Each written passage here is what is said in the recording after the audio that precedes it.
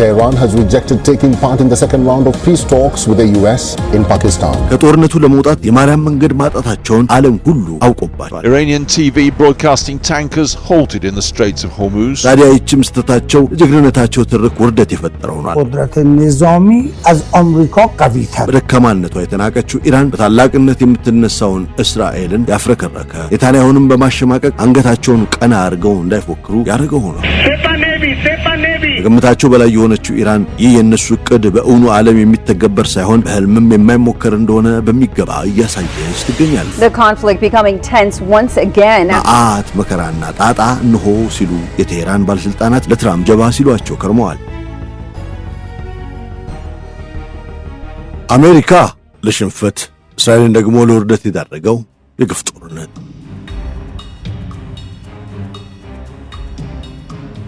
ከዚህ ጦርነት በፊት አንድም የድርድር አንድም የንግድ አንድም የንግግር አጀንዳ ሆኖ አያውቅም ነበር የሆርሙዝ መተላለፊያ መስመር። በብዙ ባለሙያዎች ይሰጥ በነበረው አስተያየት ግን ይህ የንግድ መተላለፊያ መስመር ለኢራን ትልቁ የጎንዮሽ የውጊያ ስልይ ወይንም ደግሞ አሲሜትሪ አካል ሆኖ ማገልገል ብቻ ሳይሆን በዓለም ኢኮኖሚ ላይም ትልቅ ችግር የመፍጠር ነገር በሚገባ የተነገረ ነው። መርህ፣ ዕቅድ፣ ስትራቴጂ የሚባሉ ነገሮች ጉዳያቸው ያልሆነ ወይንም ደግሞ በአወዛጋቢ መልኩ የሚጠቀሙት ፕሬዝዳንት ዶናልድ ትራምፕ ግን በአንደኛው ጆሮአቸው እንኳን ሊሰሙት ያልፈለጉትን ተራ ጉዳይ ሆኖ ነበረ። የጦርነቱን መጀመር ተከትሎ ግን ይህ ቁልፍ የንግድ መርከቦች መተላለፊያ ቦታ ለኢራን ከኒውክሌር መሳሪያ በላይ ሆኖ ኢራንን ወደ ድል፣ አሜሪካን ደግሞ ወደ ሽንፈት እያሸጋገረ ወይንም እየፈተነ ያለ ጉዳይ ሆኖ ይገኛል።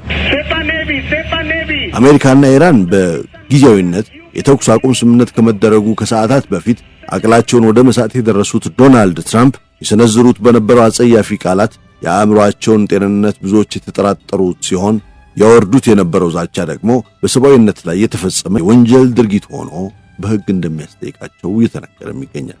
በዚህ መሃል 11ኛው ሰዓት እንደሚባለው በድንገት በተደረገው የተኩስ አቁም ስምምነት ምክንያት ነበር የተዘጋው የሆርሙዝ ሰርጽ እንደተከፈተ የተነገረው። በዚህ ውጥረት ውስጥም ቢሆን የተከፈተው ሆርሙዝ ለኢራን ብዙ በረከትን ይዞላት የሚመጣ ሲሆን ጦርነት ቀስቃሾቹ አሜሪካና እስራኤል ግን ሳይወዱ በግዳቸው የኢራንን 10 መደራደሪያ ነጥቦች እንዲቀበሉና በፍቃዳቸው ብቻ የጀመሩትን ጦርነት ካለ ፍቃዳቸው እንዲያቆሙ ተገደዱ። የኢራን የኒውክሌር መሳሪያ እየተባለ ቅጽል ስም የወጣለት የሆርሙዝ መተላለፊያ ጉልበተኞቹን በግድ ጦርነታቸውን ከማስቆም በዘለለ በቀጣይ ኢራን ኢኮኖሚ ላይ ትልቅ ሚና የሚያወጣ እንደሆነ ተነግሮለታል። ይህን አጋጣሚ ለደረሰበት ከፍተኛ ውድመት እንደማካካሻ ለመጠቀም እየተንደረደረች ያለችው ኢራን ፓርላማ ሰብስባ ሕግ አውጥታ አዲስ የገቢ ምንጭ ወደ መፍጠሩ ላይ ትገኛለች። በቀን እስከ 150 መርከብ የሚያስተላልፈው ይህ ወሽመጥ አንድ መርከብ ለማሳለፍ እስከ $2 ሚሊዮን የሚደርስ ክፍያን ኢራን የጠየቀች ሲሆን በዚህም ከፍተኛ አጣብቂኝ ላይ የሚገኘው ኢኮኖሚዋን መደጎም ከማስቻሉም በላይ በዚህ የግፍ ጦርነት የደረሰባትን ውድመት ለመተካት ያስችላታል ተብሏል። ለደረሰብኝ መሰረተ ልማት ውድመትም ሆነ በቀደመው ዘመን በተጣለብኝ ማዕቀብ ክፉኛ አጣብቂኙ ስለሚገኘው ኢኮኖሚዬ አውሏለሁ ያለችው ይህ የቀረጥ ክፍያ ካሁን በፊት በሲዩዝ ካናል ላይ ግብጽ ታስከፍለው ከነበረው ታሪፍም በጣም የሚበልጥ እንደሆነ ኢራን ከድርድሩ በፊት ለአሜሪካም ሆነ ለተቀረው ዓለም ወቁት ብላለች። በብዙ አጥኚዎች እንደተጠቀሰው ከሲዩዝ ካናል አንጻር በ3 እጥፍ የሚበልጥ መርከብ በየቀኑ የሚያስተላልፈው ይህ የውሃ ላይ መንገድ የሚጠየቅበት ክፍያም በ10 እጥፍ የሚበልጥ መሆኑ ሲታይ በ100 ቢሊዮኖች የሚቆጠር ዶላር በየዓመቱ ለኢራን ጀባ እንደሚላትም የሚጠበቅ ሆኗል።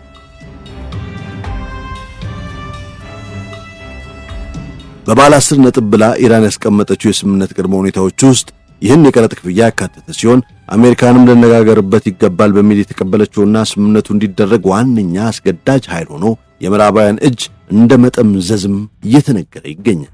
የኢራንን የበቀል እርምጃ አስከፊነት በሚገባ የተረዱት የገልፍ ሀገራትም ምንም እንኳን የወሽመጡ መከፈት ከቴህራን የተነገረ ቢሆንም ደፍረው ወደ ቀድሞ እንቅስቃሴያቸው ለመግባት ግን እስካሁን አልደፈሩም። የባህር መስመር መመላለሻውን እንደ አዲስ የቀየረችው ኢራን እኔ በፈቀድኩት መስመርና አብዮታዊ ዘቡ በቂ ቁጥጥር በሚያደርግበት ሁኔታ ብቻ ነው ሰርጡ የተከፈተው መርከቦቻችሁ የሚመላለሱትም ማለት ይታወቃል። ለወትሮም በቀን እስከ 150 መርከብ የሚመላለስበት ይህ መተላለፊያ መከፈቱ በይፋ ከተገለጸበት ጊዜ አንስቶ በጣት የሚቆጠሩ መርከቦች ብቻ እንዳስተናገደ መረጃዎች አሳይቷል። ክፍያውን ለመፍቀድ ያልተስማሙ የገልፍ ሀገራት ካለው ጥብቅ ቁጥጥርና የመስመሩ እንደ አዲስ መዘርጋት ወደ ቀደመ እንቅስቃሴያቸው እንዳይገቡ እንዳደረጋቸው እየተነገረም ይገኛል። የባህር ውስጥ ፈንጂዎችና ሌሎችም ኢራን ያጠመደቻቸው ወጥመዶች ለመስመሩ መቀየር ምክንያት ሆነዋል የሚሉ ወገኖች በጊዜያዊነት የፈጠረው ስጋት ለእንቅስቃሴው አለመመለስ እንደ ምክንያት የሚቀርብ ቢሆንም የሆርሙዝ ሰርጥ ወደ ቀደመ ቦታው የመመለሱ ነገር ለአንዴና ለመጨረሻ ጊዜ እንደተዳከመ የብዙ ባለሙያዎች አስተያየት ሆኖ ተመልክተናል። I told the American delegation there in Pakistan, I said, we are on this border. If you come any further, we will definitely strike. They only asked for 15 minutes. ጦርነት እጅግ አስከፊ ውጤት የሚያመጣ በሰው ልጅ ዘንድ ሁሉ የተጠላና የተወገዘ ድርጊት ነው። ይህን አስከፊ ግብር የፈለገ ቢጠላው፣ የፈለገ ቢያወግዘው፣ የፈለገ ውልና ስምምነት ቢያደርግ የሰው ልጅ ግን እዚህ ጦርነት ውስጥ መልሶ መዘፈቁ የሰውነት ርግማን ሆኖ የሚገኝ የሚመስለው። ስለሆነም የጦርነት ታሪክ የሰው ልጅ ታሪክ ከመሆኑ አይድንም። ለጦርነት የተለያዩ ምክንያቶች መደርደር ቢቻልም ከእነዚህ ምክንያቶች አንዱና ዋነኛው ግን ጉልበተኝነት ነው። ኃይል አለኝ ጉልበት አለኝ ብሎ የሚያስበው ወገን ደካማ ነው፣ ሊቋቋመኝ አይችልም ብሎ ያስበውን አካል በተልካሻ ምክንያትም ቢሆን ጦርነት ከፍቶ እንካቅም ሲሏል። እጅግ አስገዳጅ በሆኑ ምክንያቶች ከሚነሳ ጦርነት ይልቅ ይሄኛውን ጦርነት ኢፍታዊ ያደርገዋል። ይህ በጉልበት ላይ የተመሰረተ ኢፍታዊ ጦርነት ደግሞ የማታ ማታ ዋጋ የሚያስከፍልና ያሰቡት ድል ከማጎናጸፍም ይልቅ በፍጹም ያልተጠበቁትን ውርደቶች ሊያስከትል በዚህ ሁኔታ ሊጠናቀቅ ይችላል። ይህን እውነታ የሰው ልጅ ዘመኑን ሁሉ ሲያየው ቢኖርም ዕድሜውን ሙሉ ከታሪክ ሲያጠናው ቢከርምም አንዳች ቁም ነገር የተማረበት ባለመሆኑ መልሶ እዛው አዙሪት ውስጥ ሲዘፈቅ ይታያል። ላለፉት 6 ሳምንታት እየተካሄደ ያለው የመካከለኛው ምስራቅ ጦርነት የዚሁ የሰው ልጅ የድንቁርና ውጤት ስለመሆኑ ምንም የሚያከራክር አንዳች ነገር የለም። በጉልበታቸው የተማመኑት አሜሪካና እስራኤል በአንድ ወገን፣ በጠላት ከመንበርከክ ሞቴን እመርጣለሁ ያለችው ኢራን በሌላ ወገን ሆነው በእሳት እየተለባለቡ በቦምብና በሚሳኤል እየጋዩና እየወደሙ ይገኛሉ። ይህ ጦርነት እንደ ጦርነቱ ጀማሪዎች አሜሪካና እስራኤል እሳቤ በአጭሩ የሚጠናቀቅና ከፍተኛ ድልን የሚያስመዘግብ ጦርነት ሊሆን እስካሁን አልቻለም። ከዚያ ይልቅ ይህን ውጤት እናገኝበታለን ብለው የሰነዘሩት አንድ ጥቃት ሌላ ውጤት ሲያመጣ ይህኛው ችግር በዚህ በኩል እንፈተዋለን ብለው የወሰዱት እርምጃ በዛ በኩል ሌላ ሽንቁር እየፈጠረ ዛሬ ላይ በግልጽ ዓላማውን ያልታወቀና ቅጥ አምባሩ የጠፋ ጦርነት ሆኖ ይገኝ። በዛሬው ዝግጅታችን ይህንን ጉዳይ ዘርዘር አድርገን የምናየው ይሆናል።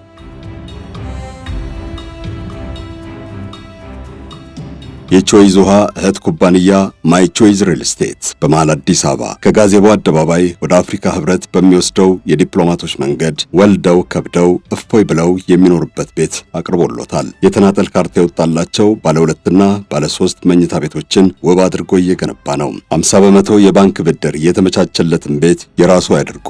ከማይ ቾይዝ ሪል ስቴት ለትውልድ የሚተላለፍ ጥሪት እንዲያኖሩ በ0979791579 ይደውሉ።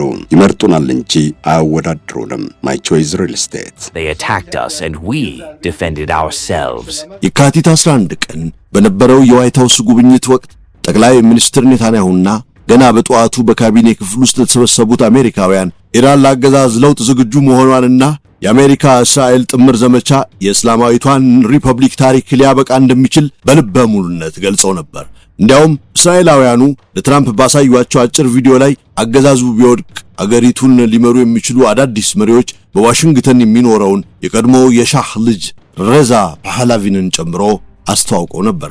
ኔታንያሁና የጦር አማካሪዎቻቸው ድል አድራጊነታቸውን ፍጹም አስተማማኝ መሆኑን የሚያሳዩ ሁኔታዎችን በዝርዝር አቀረቡ። በዚህም የኢራን የባሊስቲክ ሚሳኤል ፕሮግራም በጥቂት ሳምንታት ውስጥ ሙሉ በሙሉ ሊወድም እንደሚችልና አገዛዙም እጅግ ስለሚዳከም የሆርሙዝ የባህር መስመርን ለመዝጋት አቅም እንደማይኖረው ተከራከሩ።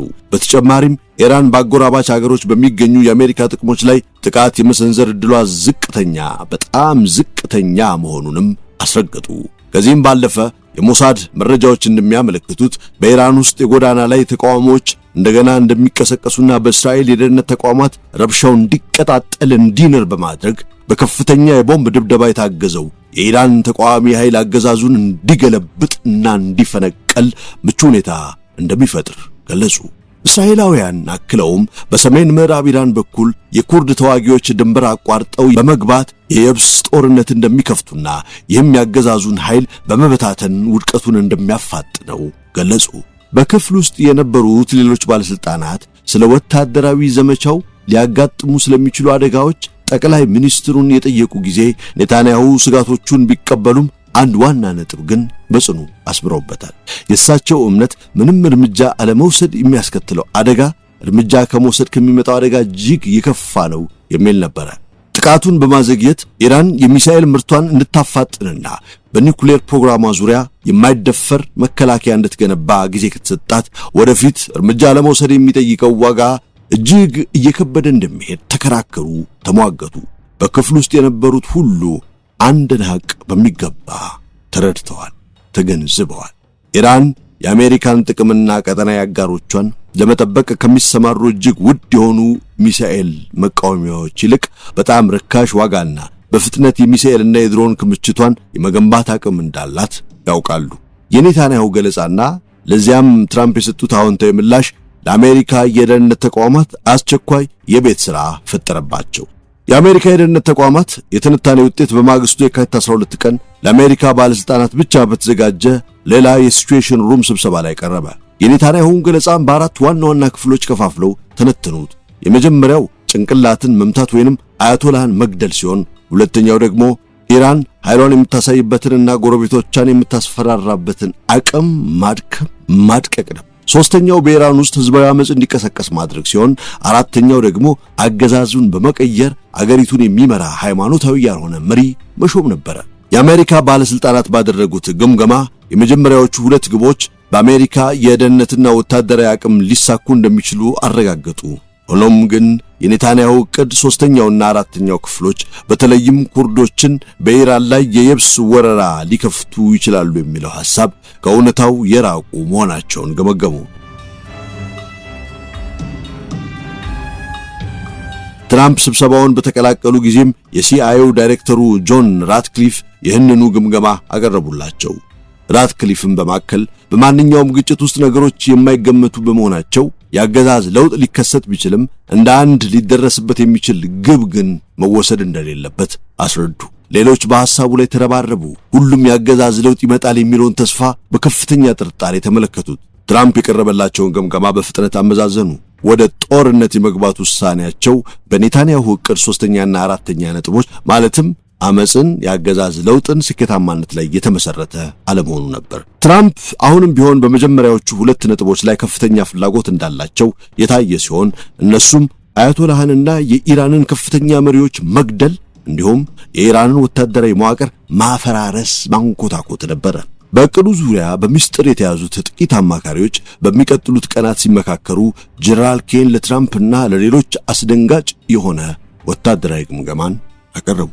በኢራን ላይ የሚከፈት ታላቅ ዘመቻ ለዓመታት ለዩክሬንና ለእስራኤል ሲሰጥ በቆየው ድጋፍ ሳቢያ ተሟጦ የነበረውን የአሜሪካን የጦር መሳሪያ ክምችት በተለይም የሚሳኤል መቃወሚያዎችን በከፍተኛ ሁኔታ እንደሚያሟጥጠው ገለጹ።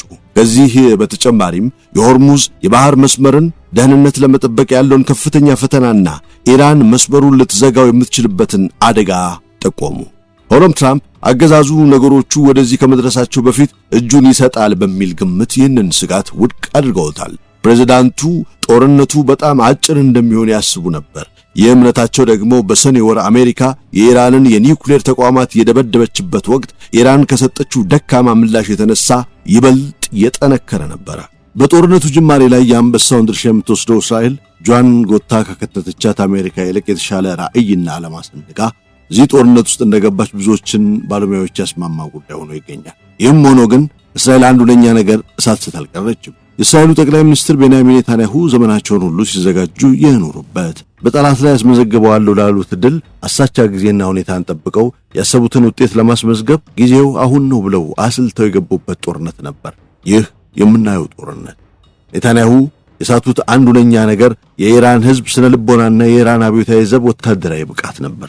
ከዛ ውጭማ በጽዮናውያኑ ሹማምንት በቀይ የተሰመረበትና ለዘመናት በኖረው መርሃቸው መሰረት ከእያንዳንዱ ጦርነት በኋላ አዲስ መሬት ይኖራል የሚለው ግባቸው የተሳካበት በሂዝቦላህ አሳበው ደቡብ ሊባኖስን የተቀራመቱበት ነው። ይህ ብቻ አይደለም።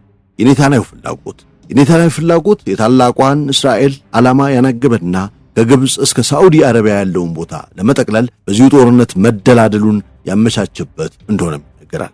ይህም ዕቅዳቸው በብዙ ያልከሸፈ እናም የእስራኤልን ጉዞ ለመግታት ትልቋ ፈተና የሆነችባቸው ኢራን በብዙ ያወደመና ያሽመደመደ ነው።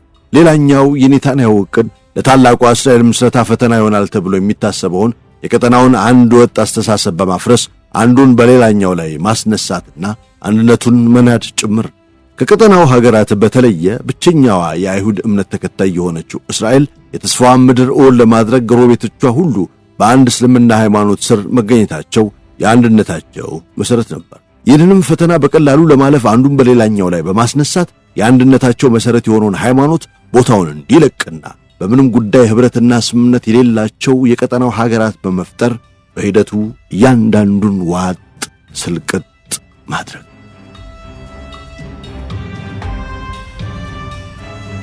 ይህ የኔታንያሁ ዕቅድም የከሸፈ ሳይሆን ለቀጣዩ ዘመን መሰረትን የጣለ አድርጎታል። ይህ ጦርነት በእስራኤል በኩል የታሰቡ ሌሎች ዕቅዶችም ሙሉ በሙሉ የከሸፉ ሳይሆን በመጨረሻ ውጤታቸውን ጥያቄ ውስጥ በከተተ ሁኔታ እየተጓዙ ያሉ ናቸው። ከላይ እንዳነሳነው ኔታንያሁ የተሸወዱበት የተሳሳቱበት አንድ ነጥብ ለኢራን የሰጡት የተሳሳተና በጣም ከአቅም በታች የሆነ ግምት ነው። ታዲያ ይህችም ስህተታቸው ለበርካታ አይሁዳውያን ሕይወት መጥፋት፣ ለከፍተኛ የንብረት ውድመት፣ ለጀግንነታቸው ትርክ ውርደት የፈጠረ ሆኗል። በደካማነቷ የተናቀችው ኢራን በታላቅነት የምትነሳውን እስራኤልን ያፍረከረከ፣ ኔታንያሁንም በማሸማቀቅ አንገታቸውን ቀና አድርገው እንዳይፎክሩ ያደረገው ሆኗል። ለኢራን ጥንካሬ ብዙ ማለት ቢቻልም አንዳንዴ ግን የጭቡ አምላክ ይሉት ነገር ስራውን የሰራና ለይፍታዊ ጦርነት ፍትሃዊ ዋጋን የከፈላቸው ሁሉ ይመስላል ይባላል። ከዚህ በላይ ግን ለዚህ ቅጥ አምባሩ ለጠፋው ወደ የትኛው አቅጣጫ እየሄደ እንደሆነ ለመተንበይ አስቸጋሪ ለሆነው ጦርነት የአሜሪካው ፕሬዝዳንት ዶናልድ ትራምፕ በዋነኛ ምክንያትነት ይጠቀሳሉ። ብዙ የፖለቲካም ሆነ የሚሊተሪ ባለሙያዎች እንደተስማሙበት ካለ ዕቅድና በቂ ዝግጅት ወደዚህ ጦርነት ዘው ብለው የገቡት ትራምፕ ራሳቸው ግራ ተጋብተው ኢራንን፣ የገልፍ ሀገራትን፣ ምዕራባውያንን፣ ሌላው ዓለምንና ራሳቸውን አሜሪካውያንን ጭምር ግራ እያጋቡ ይገኛሉ። ካለ በቂ ጥናትና ዝግጅት ዓላማው እንኳን ምን እንደሆነ በግልጽ ማስቀመጥም ሆነ ማስረዳት የማይችሉት ትራምፕ እና ሹማምንቶቻቸው አስሩን ሲዘላብዱት ዛሬ ያሉትን ነገ ሲሽሩት ከርመዋል። እስካሁንም እያየን ነው። በእርግጥም ካለ ዕቅድና ዓላማ ወደዚህ ጦርነት መግባታቸውን ብቻ ሳይሆን ከጦርነቱ ለመውጣት የማርያም መንገድ ማጣታቸውን ዓለም ሁሉ አውቆባቸዋል። ጦርነቱን ሲጀምሩት በቴህራን የሚደረገውን ዘመቻ ለ47 ዓመታት የቆየውን የአሸባሪ ሥርዓት ለአንዴና ለመጨረሻ ጊዜ ግብዓት መሬቱን ለመፈጸም እንደሆነ ተናግረው ነበር። ከግምታቸው በላይ የሆነችው ኢራን ይህ የእነሱ ዕቅድ በእውኑ ዓለም የሚተገበር ሳይሆን በሕልምም የማይሞከር እንደሆነ በሚገባ እያሳየች ትገኛለች። ቀጠሉና የኢራን ወታደራዊ አቅምን ማዳከም፣ ሚሳይሎቻቸውን ሆነ ሌሎች ወታደራዊ ተቋማትን ማውደም የጦርነቱ ዓላማ እንደሆነ በመናገር ይህም ዕቅድ ከ90% በላይ የተሳካና የቴህራን ወታደራዊ አቅም የተሽመደመደ፣ የአየር ኃይሏ 100% የወደመ፣ የባህር ኃይሏም ከውቅያኖስ በታች የሚገኝ መሆኑን የየዕለቱ የትራምፕ መግለጫ ከመሆኑ በዘለለ ጦርነቱን በድል እንደተጠናቀቀም ሁሉም ይወቃሉ ፕሬዝዳንቱ።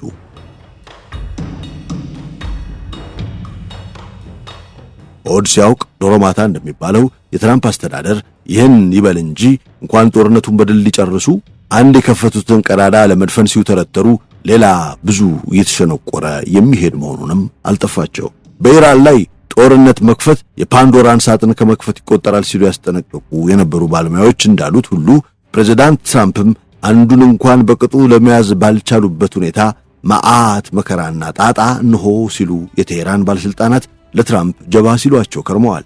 ወድሟል፣ አልቋል የተባለው የኢራን ዘመናዊ መሳሪያዎች እንደ በረሃ አንበጣ እየበዙና የጥቃት እርምጃቸውም እያጠናከሩ የአሜሪካ አጋር የተባሉት የገልፍ ሀገራት ከግምት ውጪ በሆነ መልኩ ከዕለት ዕለት ሲወድሙ፣ እስራኤል በታሪኳ አይታ የማታውቀው ውድመት ሲደርስባት ከድምፅ ከብርሃን ምናምን የሚባሉ የአሜሪካ ዘመናዊ ጦር ጀቶች እየተመቱ ሲወድቁ ሲፈጠፈጡ፣ የባህር ላይ ከተማ ተብለው የሚጠቀሱት የአሜሪካ የጦር መርከቦች በቅጡ እንኳን ወደ ጦር አውድማው ሳይደርሱ የኋሊት እየዞሩ ሲፈረጥጡ፣ በጣም ብዙ የተነገረላቸው የአሜሪካ የእስራኤልና የገልፍ አጋር ሀገራት የመከላከያ ስርዓቶች ሲወድሙ፣ ሲጠቁ፣ ሲሽመደመዱ ኢራን ይገጥማታል የተባለው የመሳሪያና የተተኳሽ ቁሳቁሶች እጥረት በተገላቢጦች እነሱን ሲያስጨንቃቸው ከሁሉ ፈጽሞ ይሆናል ብለው ያልጠበቁትና ጦር ቀስቃሾቹን ብቻ ሳይሆን መላ ዓለምን ቀስሮ ለያዘው ኢኮኖሚያዊ ችግር የዳረገው የሆርሙዝ መተላለፊያ መዘጋት ያለ ዕቅድና ስትራቴጂ የተከፈተው ጦርነት ድልን ሳይሆን ሽንፈትን፣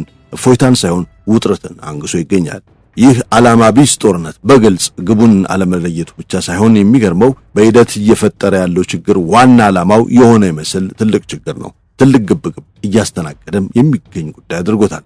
በጦርነቱ ጅማሬ ወቅት በፍጹም ጥያቄ ያልነበረው የሆርሙዝ ሰርጽ መከፈት በኢራን አብዮታዊ ዘብ ተመትቶ የወደቀው ዘመናዊው የአሜሪካ F-15 ጀትና እሱን ተከትሎ በኢራን በረሃ የተደበቀውን የመሳሪያ ተኳሽ አሜሪካዊ ወታደር ሕይወት ለመታደግ የተደረገው ግብግብ በፍጹም እቅድ ውስጥ ያልነበረ እነሱንም ያስተዛዘበ ያስገመተ ነበር። የና አሜሪካንን አቅም እጅግ የፈተነ መሆኑ ሲታይ የግፍ ጦርነት ምን ያህል ዋጋ እንደሚያስከፍል ለመላው ዓለም በሚገባ ያሳይ ሆኗል። የኢራንን የተብላላ ኒውክሌር ይገኝበታል ተብሎ የሚጠራው የኒውክሌር ጣቢያ በአሜሪካ እጅግ ስልጡን ወታደራዊ ኃይሎች ወይንም ዴልታ ፎርስ መንትፎ የመውሰድ ዕቅድ በዚህ ጦርነት መሃል ላይ የቀረበ የአሜሪካ ቅዠታዊ ዕቅድ ነበር። ይህንንም ዕቅድ ከግቡ ለማድረስ 82ኛው ስልጡን አየር ወለድ ወደ 1000 ገደማ ወታደሮችንም አዘጋጅቶ ነበር። የዚሁ ዕቅድ አካል ተደርጎ በአሜሪካ ከተወሰደው የኃይል እርምጃዎች በኢራን የሚገኘውን ታላቁን ድልድይ ማውደም ሲሆን በዚህም የኢራን አብዮታዊ ዘብ ወደ ስፍራው ድርሽ እንዳይል መንገዱን መቁረጥ ነበር። ከዚህም በተጨማሪ የአሜሪካ ቅንጡና ዘመናዊ ቴክኖሎጂን የታጠቀ የጦር አውሮፕላኖች በኢራን ሰማይ ላይ ማንዣበብና ጥቃት መሰንዘራቸውን ቀጠሉ። በዚህ መሃል ባልተጠበቀ ሁኔታ የኢራን አብዮታዊ ዘብ የአሜሪካን F-15 የጦር ጀት መታ መጣል የቻለች ሲሆን 2 የአሜሪካ ወታደሮችም ሕይወት አደጋ ላይ ወድቆ እንደነበር አንዘነጋም። ጥቃት የደረሰባቸውም የአሜሪካ ወታደሮች ሕይወት ታዳጊ ቡድን በፍጥነት በወሰደው እርምጃ የጦር ጀት አብራሪውን በፍጥነት ከኢራን መንጋጋ ማዳን የቻለ ሲሆን መሳሪያ ተኳሹን ኮኤል ግን ለደቡብ ምዕራብ የኢራን በረሃዎች የዳረገ ሆነ።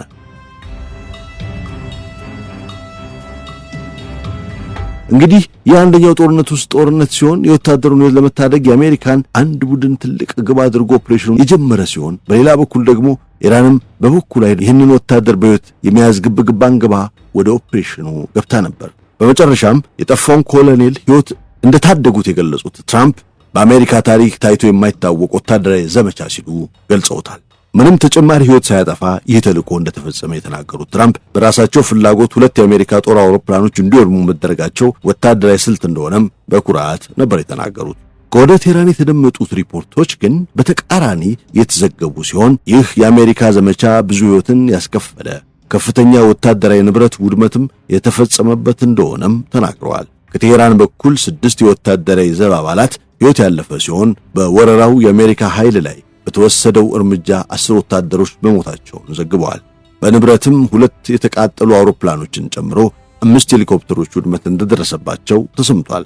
በነበረው ጥብቅ የመረጃ ቁጥጥርና የግንኙነት ክፍተት ምክንያት ኢራን አደረስኩት ያለችው ይህ ጥቃት በሶስተኛ ወገን ለመረጋገጥ ያልቻለም ስለመሆኑ ተገልጿል።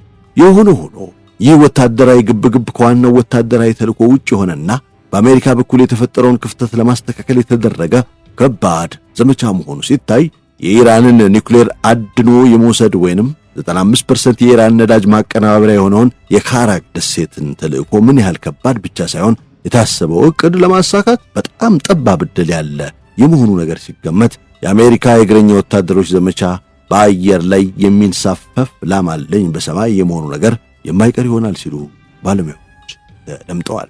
በአጠቃላይ ከ40 ቀናት በላይ ሲካሄድ በቆየው ጦርነቱ ላይ ብዙ ያልተጠበቁ ነገሮች የተከሰቱበት ጦርነቱ ቀስቃሾቹም ካገኙት ድል ይልቅ ባልጠበቁት ሁኔታ በወጥመድ ስር የገቡበት ካለ ዕቅድና ስትራቴጂ የተጀመረ ጦርነት መጨረሻው እንደሚያምር የታየበት ከሁሉም ጉልበት አለኝ የፈለኩትን አደርጋለሁ ለሚለው በተለይ ለትራምፕ አስተዳደር በቂ ምላሽ የተሰጠበትና መንበርከክንም ያስከተለ ሆኖ ለጊዜው ጋብ ብሏል።